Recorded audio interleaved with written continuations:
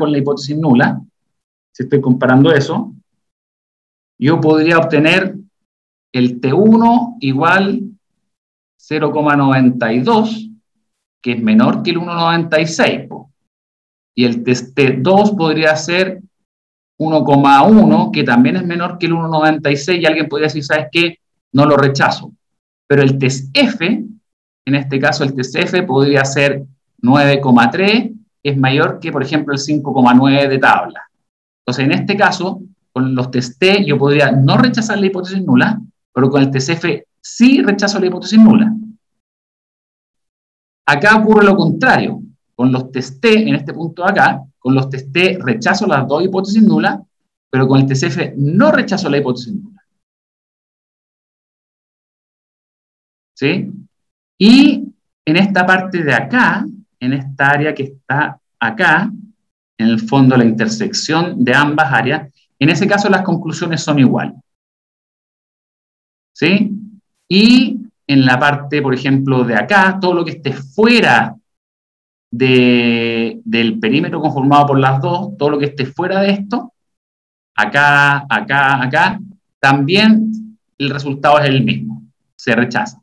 ¿Cuál es la zona de conflicto? La zona de conflicto es esa y esa, porque acá con los test T no rechazo y con el test F sí rechazo, y esta parte de acá también es zona de conflicto. ¿Por qué? Porque con los test T rechazo y con el test F no rechazo. Entonces, si es que llego a la misma conclusión con el test T y los test F, estoy tranquilo. Pero si es que no llego a la misma conclusión con los test T y con los test F, tengo que tener cuidado, y la verdad es que el que manda acá es el test F. El problema es que el test F es un test de carácter general que me analiza simultáneamente todos los betas. Los test T son de carácter individual, me permite analizar cada beta por separado. Pero si están malos esos test T, la verdad es que tampoco me pueden servir de mucho. ¿Se entendió cómo se construye este test F? Cualquier duda, por favor, pregúntenme, jóvenes, y de todas formas les vamos a pasar material ahí para que lo repasen. En el fondo acá la dificultad es ver cuál es la hipótesis nula. Por ejemplo, yo podría tener un modelo I sub i igual a beta 0 más beta 1 x1i más beta 2 x2i más beta 3 x3i más epsilon i. ¿Ya? Y yo podría, por ejemplo, plantear la hipótesis nula, que los tres parámetros valen 0. Que beta 1 igual 0, beta 2 igual 0, beta 3 igual 0, simultáneamente. Simultáneamente, para analizar esta hipótesis simultáneamente necesito el TCF. Y en este caso la matriz R, ¿cómo va a ser? Va a ser una matriz de identidad de 3×3. Y acá el vector beta gorro va a tener 3 elementos, beta 1 gorro, beta 2 gorro, beta 3. No es difícil analizar esto. Lo que sí es difícil es no equivocarse. A veces uno se equivoca en un rango, una matriz, o se le olvidó un número, se le olvidó invertir. Algo que típico ocurre es que se le olvida invertir, ahí el -1, cosas de ese tipo son las que ocurren, pero no es difícil.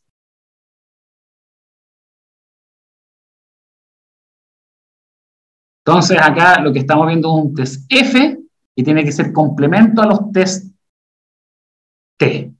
Si llego al mismo resultado, ok.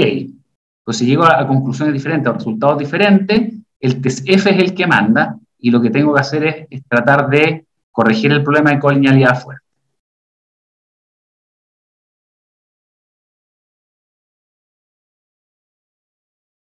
Es importante notar que la multicolinealidad en general no afecta el R cuadrado.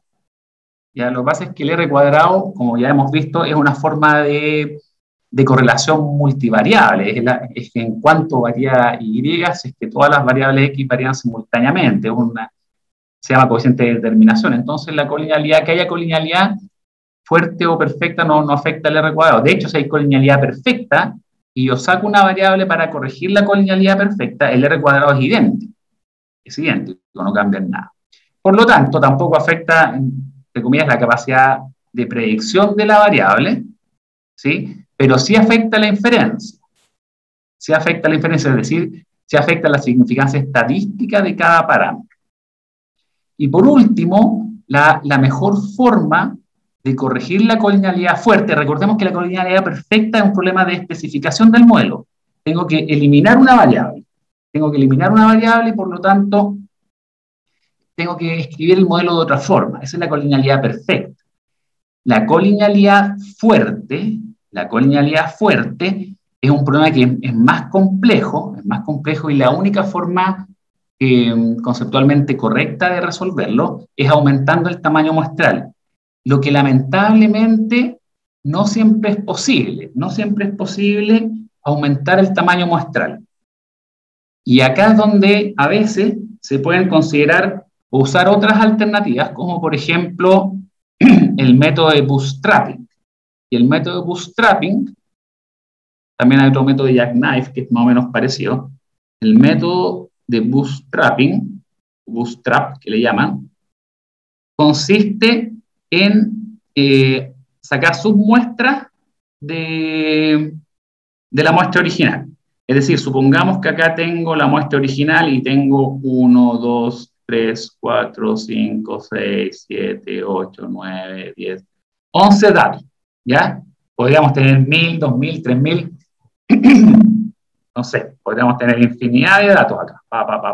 Supongamos que tenemos 300 datos, n igual a 300.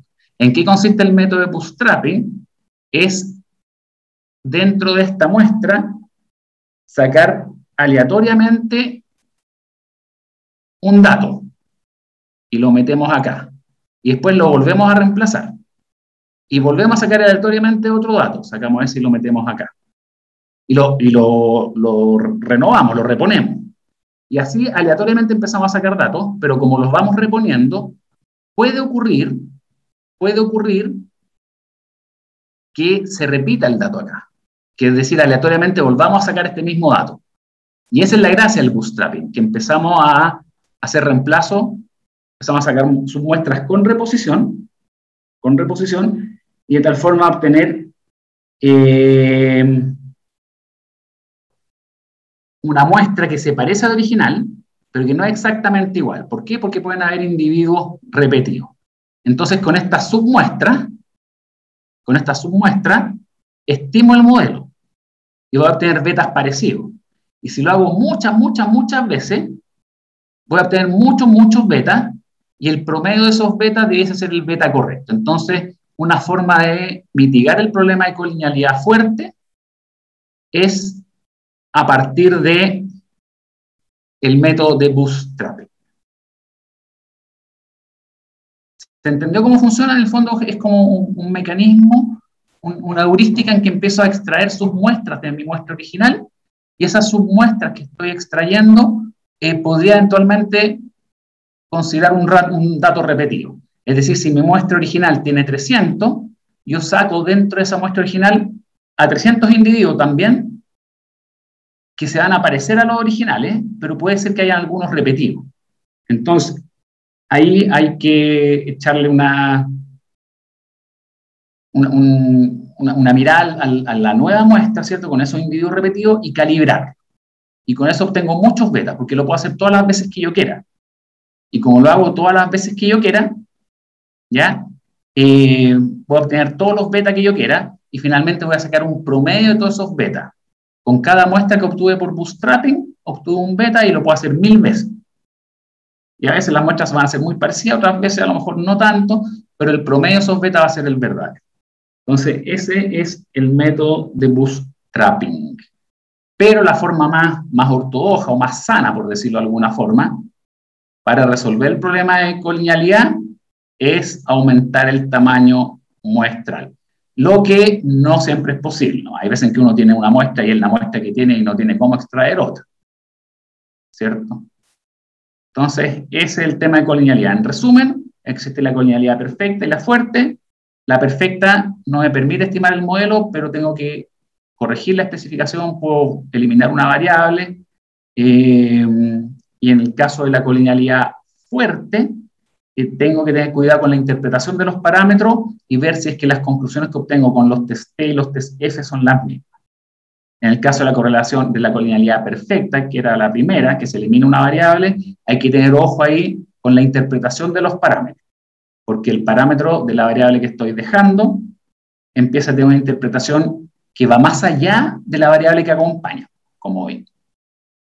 Eso es la colinealidad o multicolinealidad. ¿Alguna duda, jóvenes?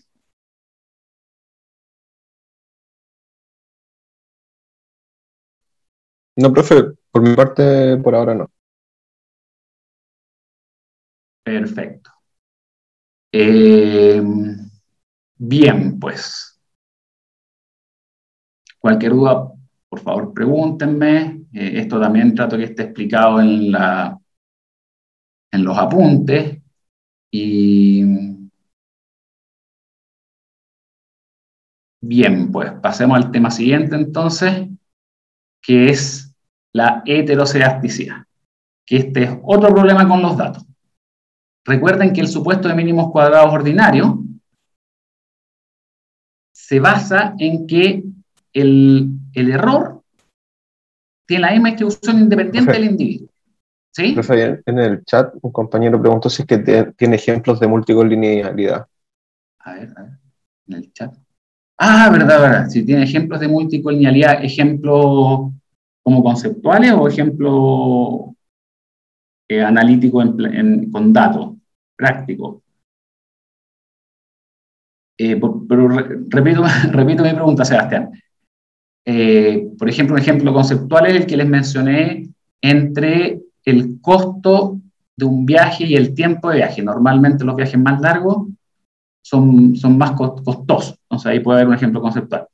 Y pregunta de control, sí, o sea, les vamos a mandar varios ejercicios resueltos que se han hecho en ayudantes anteriores o que se han tomado en controles, o todo eso se lo vamos a ir mandando. Así que tranquila y nomás, y lo importante es que conceptualmente entiendan lo que estamos viendo, y después la parte como más mecánica es como más, es como bien aplicable esto, no tiene ningún secreto, ¿ya? Así que tranquilen con eso, jóvenes, ¿ya? Bien. Ese es el primer tema, de colinealidad o multicolinealidad, y que habían dos tipos, la perfecta y la fuerte. Nos generan problemas distintos. En el caso de la heterocedasticidad, como les dije, el problema ocurre cuando la varianza del término error empieza a ser distinta entre los individuos. ¿Y eso qué significa? Recuerden entonces que nuestros modelos siempre eran de la forma I sub i igual a, por ejemplo, beta 0 más beta 1, x sub i más epsilon i.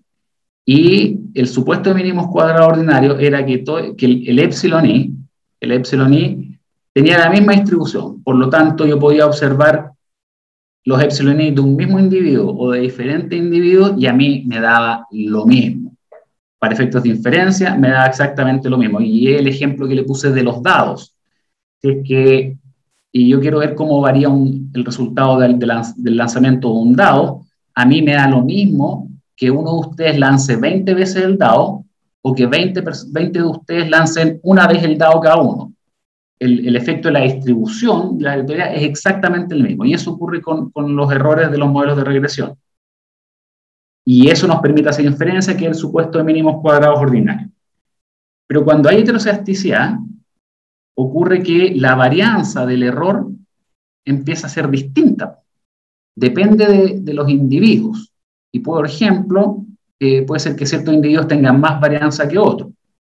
Por ejemplo, lo que se observa en el mercado financiero ya es que las empresas de mayor capital están dispuestas a invertir en proyectos más riesgosos porque tienen una rentabilidad mayor, pero tienen mucha más varianza.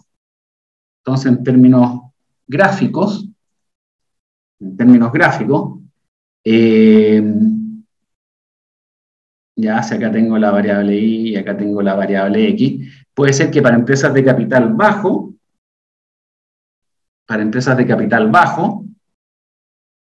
¿cierto? Haya como poca variabilidad, pero para empresas de capital mayor haya mucha más variabilidad, ¿ya?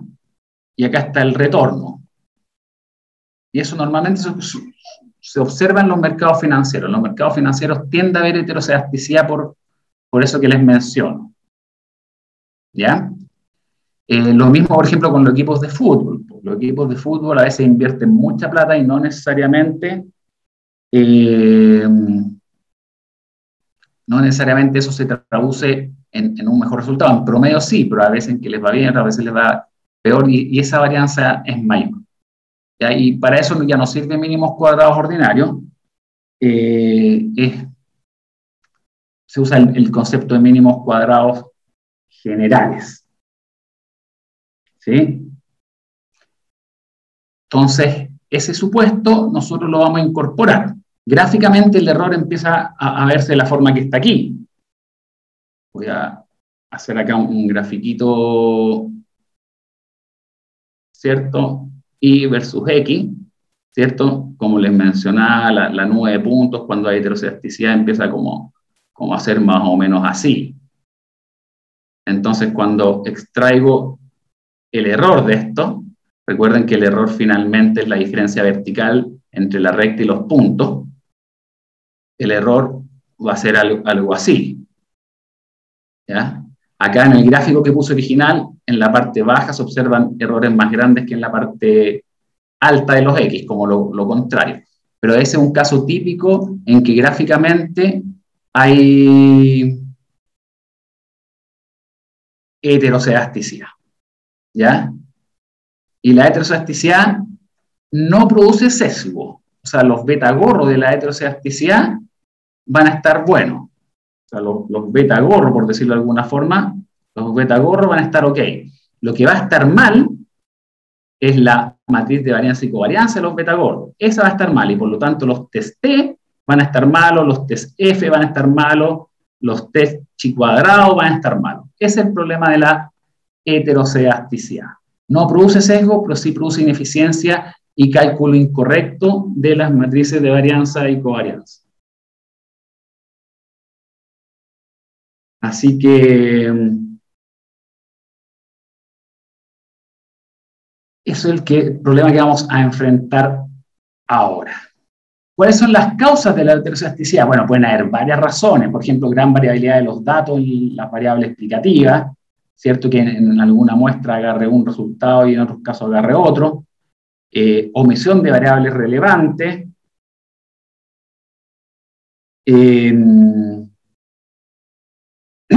Por ejemplo, también variaciones en la estructura de los subperiodos submuestras. Puede ser, por ejemplo, lo que les mencionaba, las empresas chicas versus las empresas grandes. Y algunas otras variables mal especificadas. Por ejemplo, usar una variable lineal cuando debe haber sido en logaritmo. Y todos esos casos pueden, en el fondo, traducirse en heterocedasticidad. Y eso, por ejemplo, en términos gráficos, yo creo que hay en los apuntes está como bien explicado. En los apuntes está bien explicado. Por ejemplo, lo que tiende a ocurrir, supongamos un caso en el que hay mucha heterocedasticidad, que que está acá, ¿ya? En que la pendiente de la recta es más o menos igual, y X, ese es Y, ¿ya? Pero uno con una muestra, por ejemplo, nos saca algunos datos, obtiene esa pendiente, después saca otros datos, obtiene esa pendiente, después saca esa pendiente, y así sucesivamente. El promedio de las pendientes va a ser el verdadero, por lo tanto no hay sesgo, pero la variación de las pendientes va a ser mayor, por lo tanto sí tiene más varianza, por lo tanto la estimación en presencia de heterocedasticidad es más ineficiente, y los test T van a estar malos. Eso es lo que ocurre.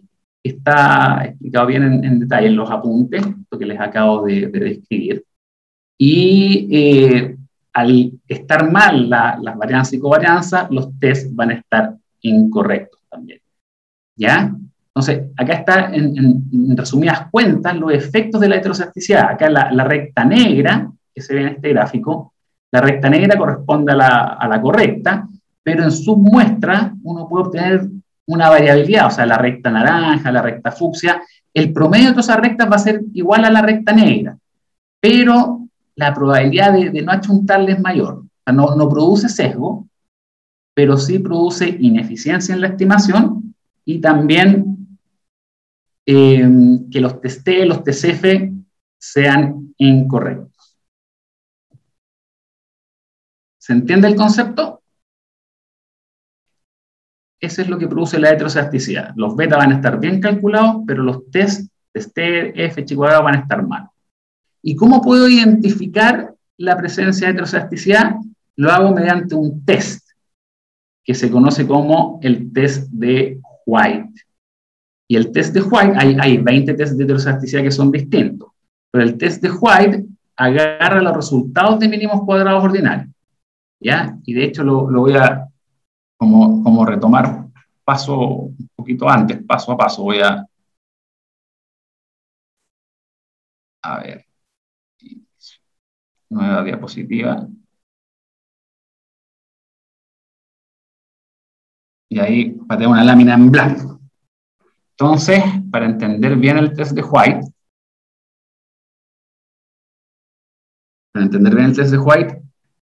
lo que hace el test de White es estima los betagorros por mínimos cuadrados ordinarios.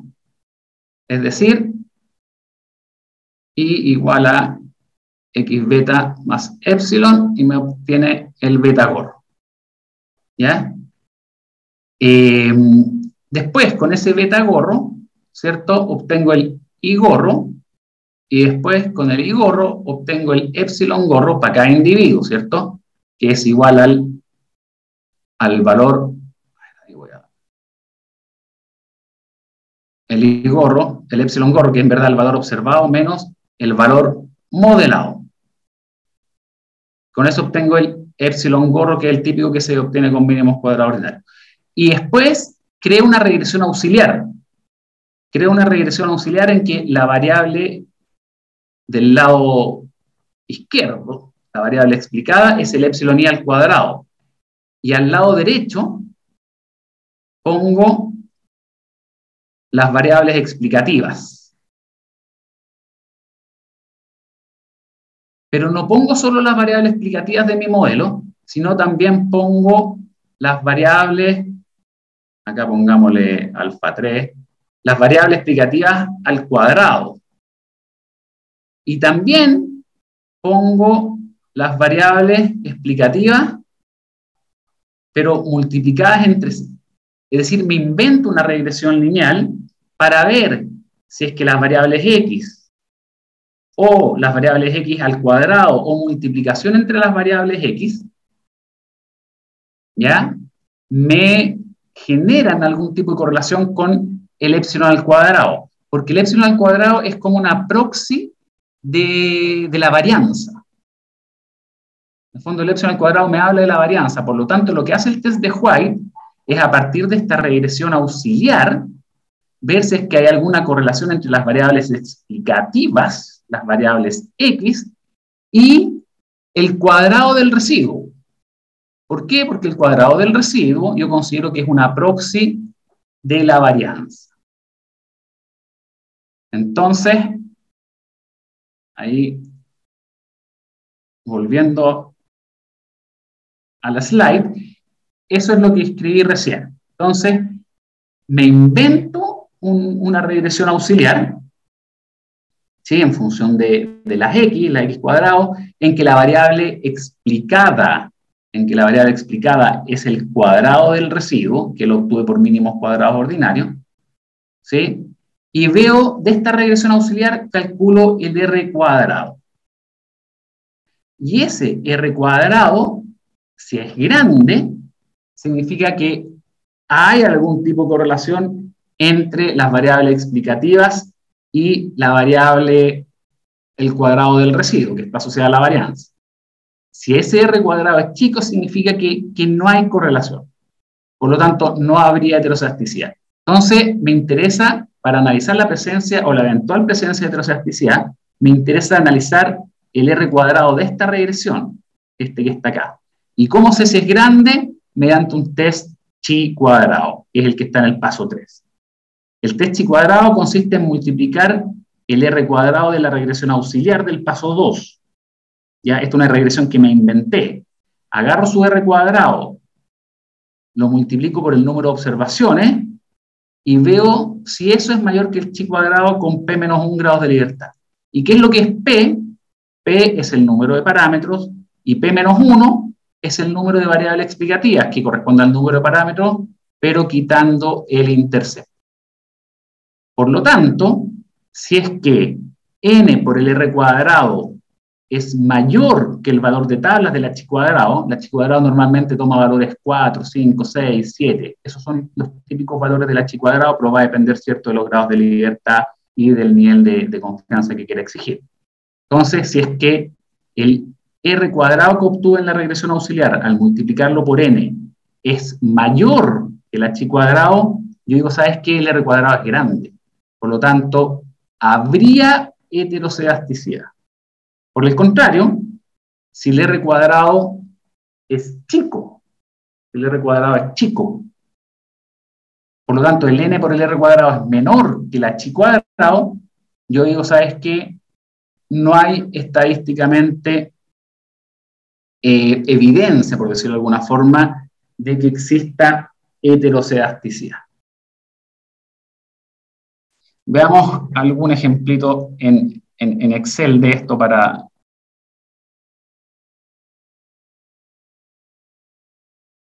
entenderlo bien. Y les voy a mostrar cómo usar la simulación de Monte Carlo.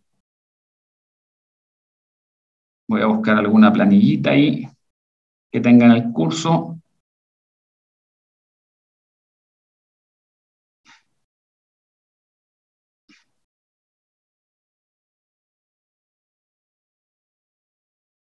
Acá. Bien, entonces voy a poner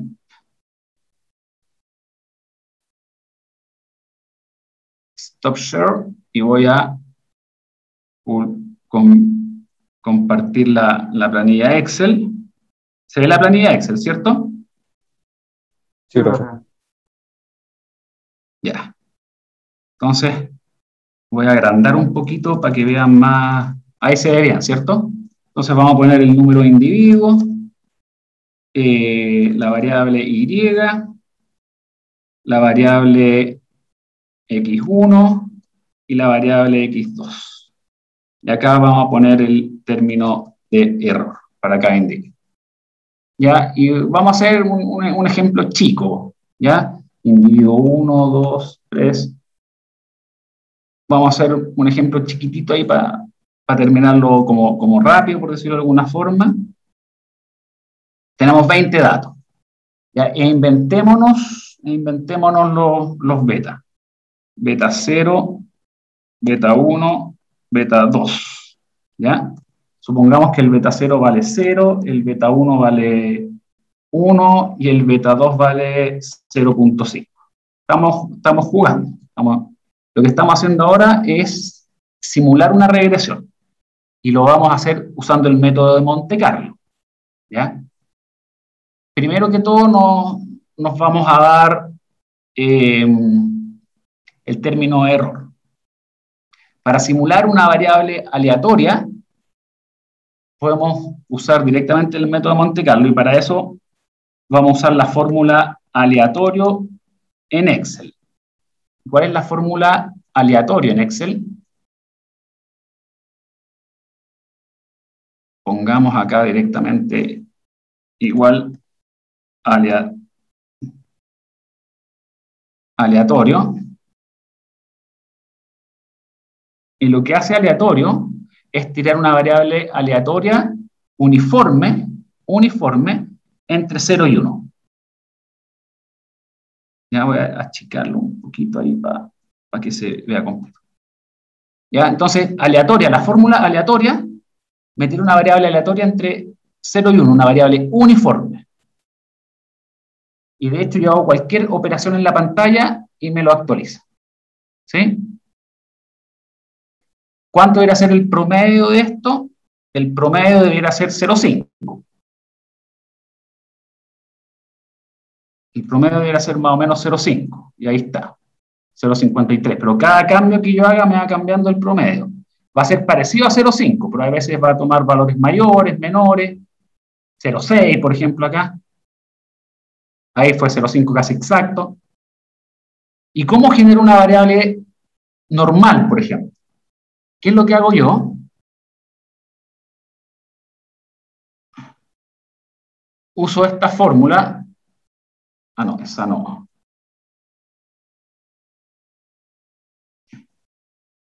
Esa. Uso inf norm stand. Uso esa fórmula y le doy esta probabilidad, que en el fondo es la inversa de la distribución normal estándar. Y me genera eso. ¿Qué es lo que estoy haciendo yo? ¿Qué es lo que hice ahora yo? Se los voy a explicar acá en este mismo, en la misma pantalla. Lo que hice yo fue, saben que todas las distribuciones de probabilidad van entre 0 y 1. Este es el máximo valor posible y este es el mínimo. Por lo tanto, aleatorio, la función aleatoria me genera valores acá. Me genera valores en este eje, con igualdad de probabilidad.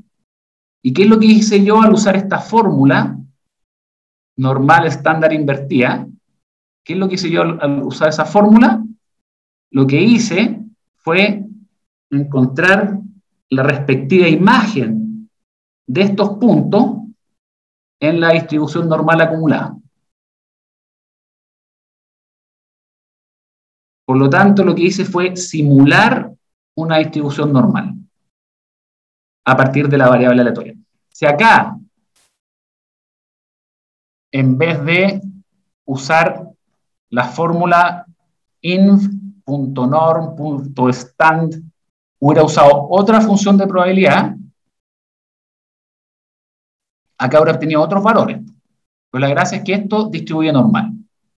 De hecho, la media de esto debiese ser, ¿cuánto debiese ser la media de una distribución normal estándar? 0. Exactamente. Po. Veamos cuánto es la media acá. No es 0, pero va a ser parecida a 0, porque es una simulación.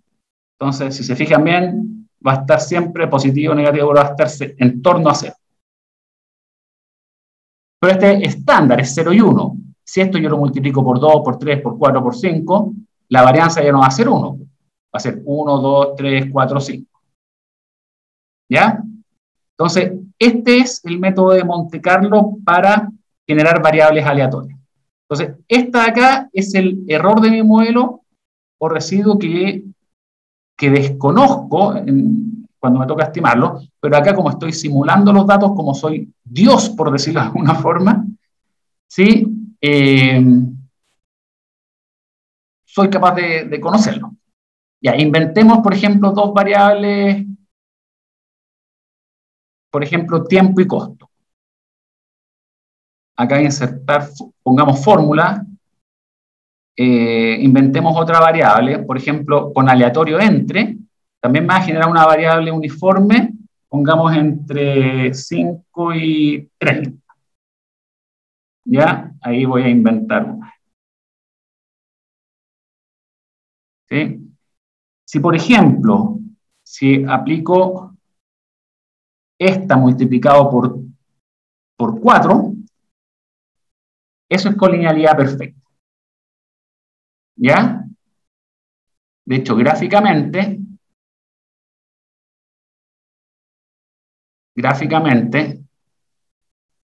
se observa eso, se observa que son iguales.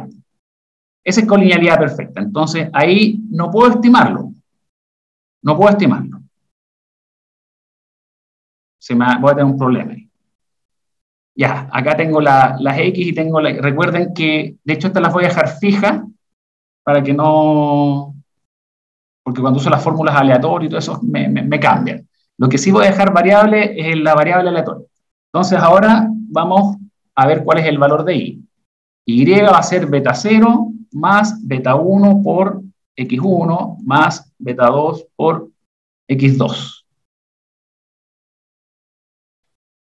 Beta 0 más beta 1, y los voy a dejar fijo ahí con el signo peso. ¿Ya? Acá no le estoy metiendo el error, pero ahora le voy a meter el error. Ahí está, voy a sumar el componente aleatorio, ¿ya? Y en esta columna, en la columna E, es normal 0,1. Entonces, si le ponemos el error multiplicado por 5, en el fondo ya es normal 0,5. Entonces estoy agrandando un poco la aleatoriedad. Y vamos a poner solamente eso. Entonces acá tenemos un buen ejemplo. Entonces acá nosotros simulamos un caso. Lo que nosotros observamos en la práctica es simplemente eso. Nosotros no conocemos los parámetros beta, tampoco conocemos el error. Lo que tenemos que hacer es estimarlo. Entonces, ¿cómo lo podríamos hacer para estimarlo? Usamos fórmula reciente, estimación lineal. Y la estimación lineal, que es una fórmula que ya viene, lo que hace es calibrar por mínimos cuadrados ordinarios, y agarro, ¿cierto?, las columnas que estén pegadas, le pongo término constante, estadística 1, y acá me va a tirar, fíjense bien, tiene que ser 3 hacia el lado y 5 hacia abajo. 5 hacia abajo siempre tiene que mantenerse, y hacia el lado es el número de parámetros, que en este caso es 3, beta 0, beta 1 y beta 2.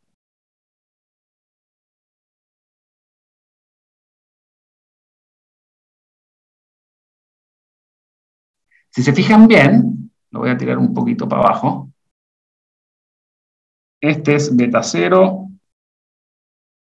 Esa es una maña que tiene Excel, lo entrega al revés, beta 1 y beta 2.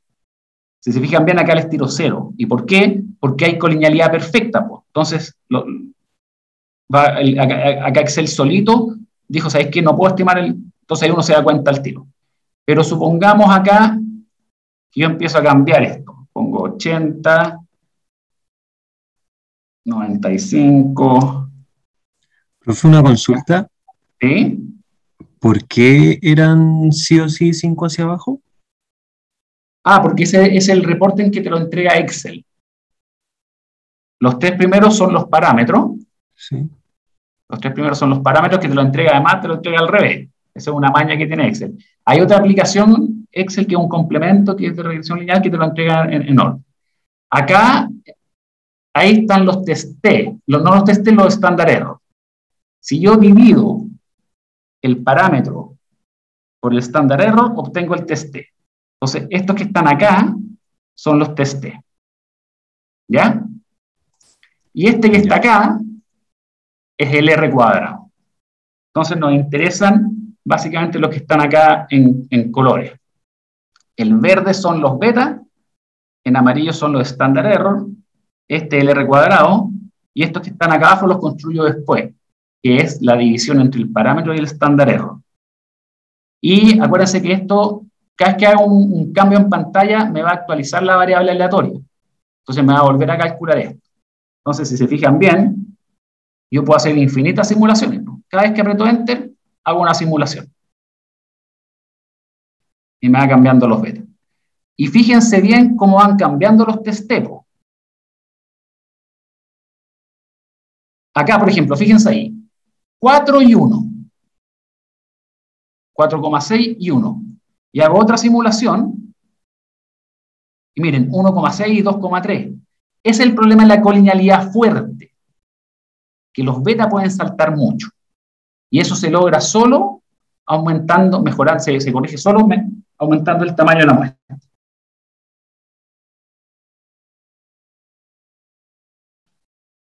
Entonces, este método acá es el método de Monte Carlo. Este es el beta 0, que en verdad era 0, pero si se fijan bien, el test 0,4 es chico. Este es el beta 1, que era 1, acá lo obtienen 1,5. Este es el beta 2, que era 0,5, la estimación es 0,3.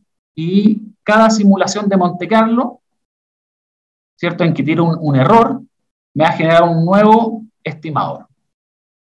Si yo saco el promedio de todas las estimaciones que hago, el promedio va a ser exacto. va a ser 0, va a ser beta 2 igual a 0,5, beta 1 igual a 1 y beta 0 igual a 0. Pero normalmente uno tiene solo una muestra, y ahí puede tener problemas. Por ejemplo, miren acá, 4,7 el beta 2 y 0,8, 0,9 el beta 1. Miren, ahí había dado un valor negativo. ¿Se fijan bien? Es el problema de la colinealidad o multicolinealidad. Y acá la gracia de Monte Carlo es que puedo hacerlo infinitas veces. Entonces, yo en la prueba o en el control les voy a pasar solamente los y las x, y ustedes tienen que construir todo el resto. Este método de Monte Carlo se llama así porque fue el usado para simular el casino de la ciudad de Monte Carlo, que es el casino más famoso del mundo. Entonces, como hay distribuciones de probabilidad en los juegos de azar, hay una aleatoriedad asociada que uno conoce. Perdón, por ejemplo, uno conoce cómo distribuyen los dados, cómo distribuye la ruleta, el cero, el doble cero, incluso algunos le ponen triple cero. Entonces, todos esos fenómenos probabilísticos de los casinos son modelables. Son modelables con experimentos de esta forma. ¿Se entendió cómo hacer una simulación de Monte Carlo? Sí, profe. Sí, profe, no tiene ninguna dificultad. De hecho, en el curso de simulación ustedes ven cosas harto más sofisticadas que esto. Así que acá la gracia está en estimar los beta, los standard error. Acuérdense que esta forma, esta función, estimación lineal, le entrega los betas al revés. Se lo entrega en orden inverso. Y requiere que las variables explicativas estén pegadas unas con otras. ¿Ya? Y la colinealidad fuerte les va a tirar un 0. Perdón, la colinealidad perfecta. Y la colinealidad fuerte puede cambiar un poquito. Entonces, el método de bootstrapping, ¿qué es lo que consiste? Consiste, por ejemplo, agarro aleatoriamente este. Después agarro aleatoriamente este. ¿Ya? El 14. Después agarro el 18. Después me salió de nuevo el 14. Después me salió el 6. Es decir, empiezo a extraer 20 observaciones aleatorias de acá. Y lo más probable es que alguno de los individuos se repita. Por lo tanto, va a ser una muestra parecida al original, pero no va a ser igual. Y eso lo puedo hacer infinitas veces. Todo eso ustedes lo hacen con Excel en forma automática. En forma automática. Y el que se maneja con macros en Excel, si son capaces de programar macros, la verdad es que es bien útil. O sea, uno a veces subestima Excel, pero tiene herramientas súper útiles y entienden exactamente lo que están haciendo, que esa es la gracia y eso es lo que me interesa a mí, que entiendan a la perfección lo que están haciendo.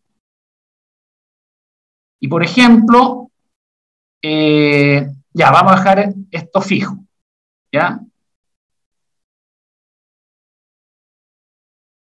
Lo vamos a dejar fijo y vamos a borrar esto. Ya, y esto es el dato que tienen para su control, por ejemplo. Y les pido ya, ya vimos el tema de colinealidad, el problema de la colinealidad fuerte. Ahora les pido que contrasten el test de White. Entonces, lo primero que tienen que hacer es obtener los beta por mínimos cuadrados ordinarios. Entonces, usamos fórmula reciente, estimación lineal, conocido I, eso, conocido, o sea, para los controles y para las evaluaciones no es necesario que calculen X traspuesta, pueden usar fórmulas también. 1 y estadísticas 1 también. Entonces esto lo voy a tirar un poquito para abajo. Ahí. Entonces hacia el lado tienen que ser 3, porque está el beta 0, el beta 1 y el beta 2. Y hacia abajo siempre tienen que ser 5. Y una vez que tengo seleccionada el área de reporte, el área de entrega de resultados de la fórmula, pongo Control Shift Enter. Y acá está el R cuadrado, que es, ¿cierto? 0,94, que es bastante alto, y calculamos los test, este dividido por este. 4,2, miren, 0,4, ¿ya? Pero fue el resultado que me dio nomás, porque hice una simulación y empecé a probar nomás.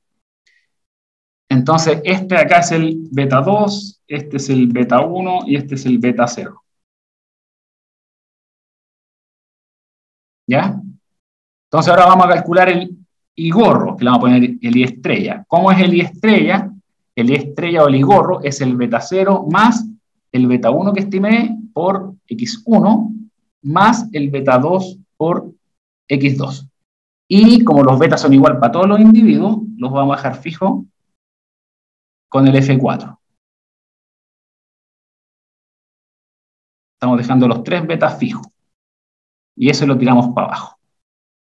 Si se fijan bien, la suma del I tiene que ser exactamente igual a la suma del I gorro. 935, 935, tiene que ser igual.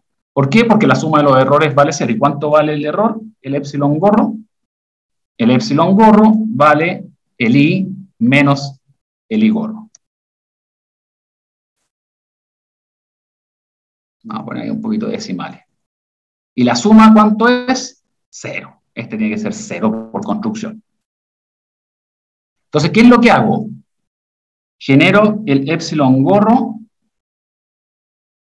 al cuadrado, que es mi variable auxiliar, que va a ser este por sí mismo. ¿Ya? ¿Y cuáles van a ser las variables explicativas del test de White? Va a ser x1, va a ser x2, va a ser x1 al cuadrado, va a ser x2 al cuadrado, y va a ser x1 por x2. ¿Ya? Entonces va a ser x1, luego va a ser x2, luego va a ser x1 al cuadrado, luego va a ser x2 al cuadrado, y finalmente va a ser x1 por x2. Y estas son las variables de mi regresión auxiliar. ¿Se entiende?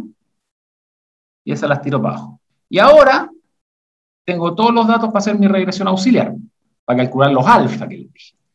Entonces, va a ser estimación lineal, fórmula, estimación lineal. Ahora, hacia el lado va a tener que ser 6. Mi variable y pasa a ser esa. Mi variable x son 5. Constantes, por supuesto, 1, 1. Y ahora vamos a tirar 1, 2, 3, 4, 5, 6. Y hacia abajo siempre 5. ¿Ya? Y acá está el R cuadrado. Y estos son los alfa. ¿Sí? Acá aparece un 0. Y ese 0 es probablemente que hay colinealidad entre dos variables. Pero como la colinealidad no afecta el R cuadrado, me interesa el R cuadrado. ¿Y cuánto vale el n por el R cuadrado? Ahí, profe, esa colinealidad es con uno de esos otros alfa, ¿cierto? Exactamente. Hay algunas de mis variables x. En estas 5 variables x hay algunas que son colineales. Y recuerden que eran... ¿La colinealidad es con un test? ¿Entre qué variables? Claro, tú acá podrías calcular la hipótesis nula de colinealidad. Ya, ahí. ¿Sí? De hecho, los test T en este caso los vamos a calcular acá. Lo vamos a poner con azul. El test T va a ser S dividido por S. Acá los test T deberían ser todos más o menos chicos. Y así es. Ya hay colinealidad perfecta y uno se da cuenta al tiro. ¿Cachai? Pero como acá nos interesa el R cuadrado, y la colinealidad no afecta el R cuadrado, nos da lo mismo. Pero acá hay un problema de colinealidad en el test de White. Pero no nos afecta. Y ese es el R cuadrado.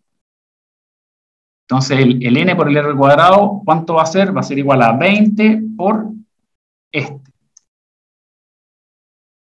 Y ese es 1,98. ¿Y cuál es el chi cuadrado acá?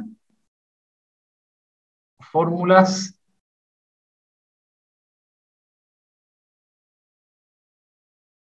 Acá hay que buscar estadísticas. Fórmula estadística. Y hay que buscar la distribución chi cuadrado. Acá está.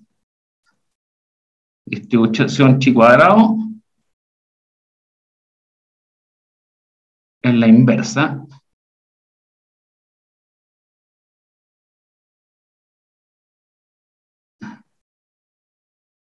A veces es más fácil sacarla de tablas que sacarla de Excel. Ya, veamos acá.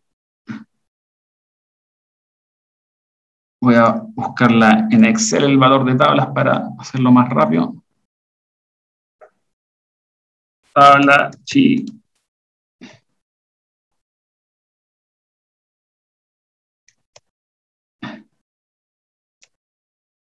Tabla chi cuadrado. En el fondo acá tenemos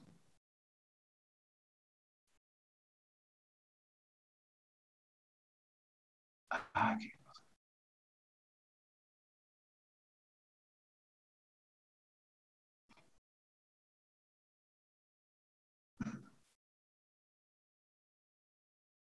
Estoy acá buscando alguna tabla que no. Ahí está. En el fondo tenemos P. ¿Cuántos grados de libertad acá? En el fondo el número n menos P. N es 20 datos. Tenemos 5 parámetros, 6 parámetros con el beta 0, por lo tanto son 14 grados. La chi cuadrados con 14 grados de libertad. Y estoy viendo acá al 95% con 14 grados de libertad es 20 y tantos, vale 23. Pero el número de parámetros que nos interesa acá es 6, va a ser 12,59. Entonces acá la chi cuadrado va a ser igual a 12,59. Y ahora veamos cuál es la fórmula que nos da ese valor.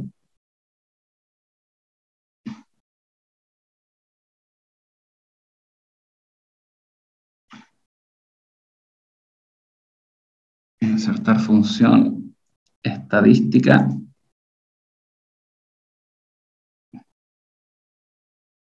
A ver acá.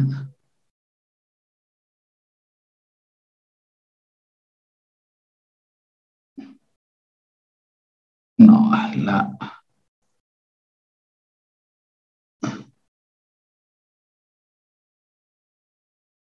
una prueba chi cuadrado, acá está. Oh,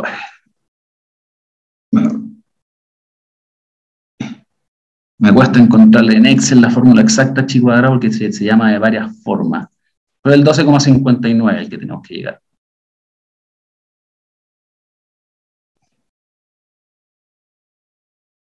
Se puede llamar distribución, se puede llamar test, se puede llamar prueba.